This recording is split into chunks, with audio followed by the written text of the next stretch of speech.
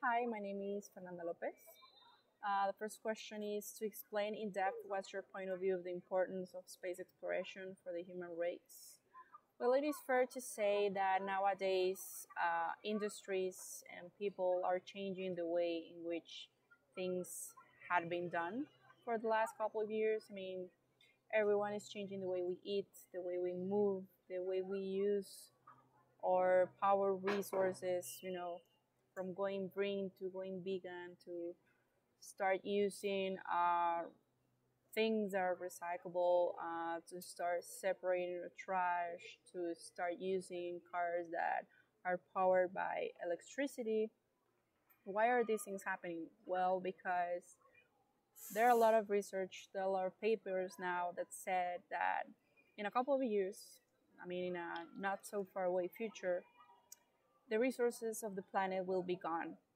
So we need to start to consider these types of things. I mean, we need to have to take this warning like very importantly because it's going to happen if we continue doing things as we used to, like always, all this time. So it is important to have this kind of research because even that it sounds kind of like apocalyptic or utopic, maybe I think that's the best description that some point we're going to live in space.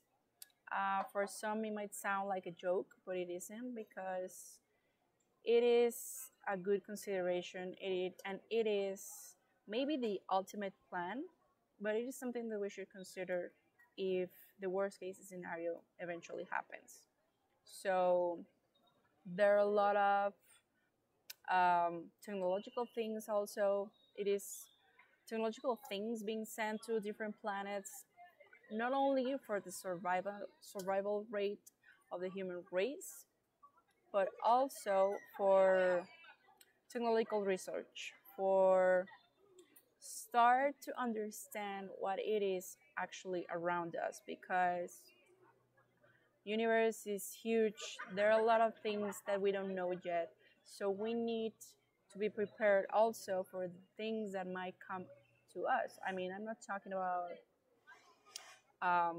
non-human things, like movies of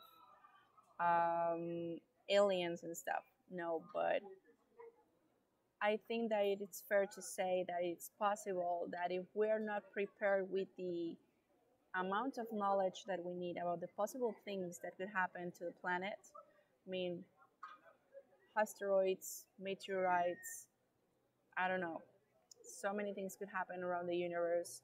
And if we don't have the knowledge and maybe weapons, I don't know, but the infrastructure necessary to protect ourselves for what is out there, then that also will be one of the many causes of the end of the human race, which is the core of the issue here, which is the core subject of why there is a lot of money being invested on these kinds of research.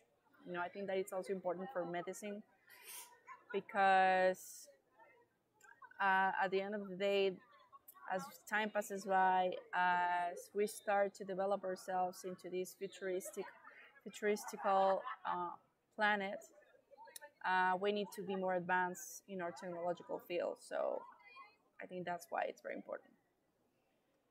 Explain in depth what you value the most in a work environment.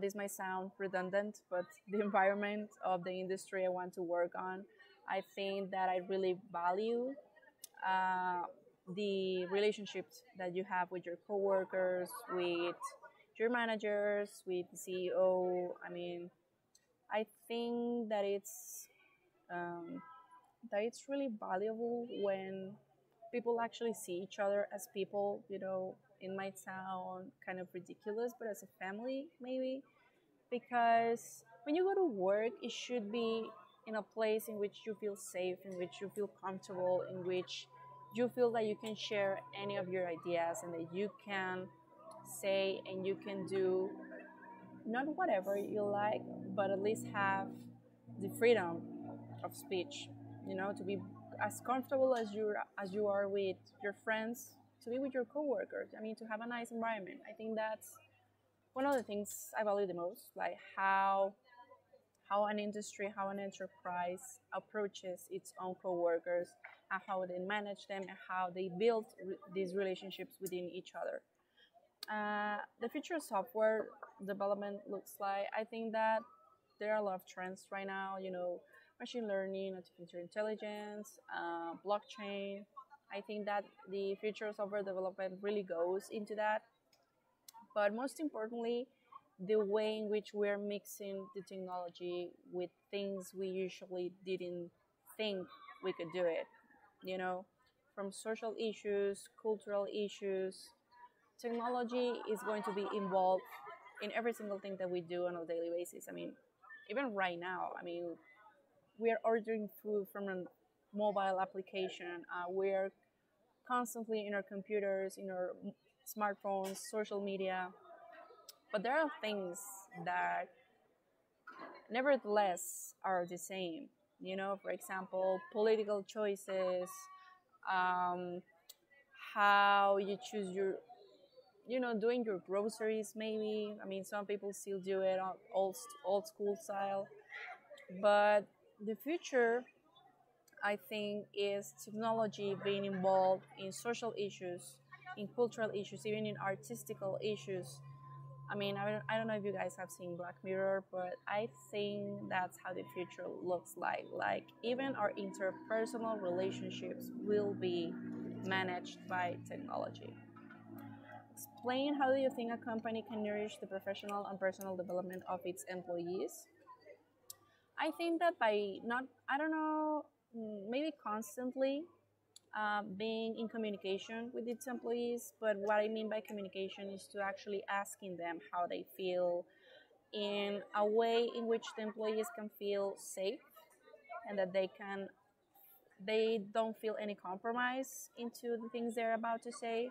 I mean, to create this environment that is confidential and that is, amount of trust within the company and the employee.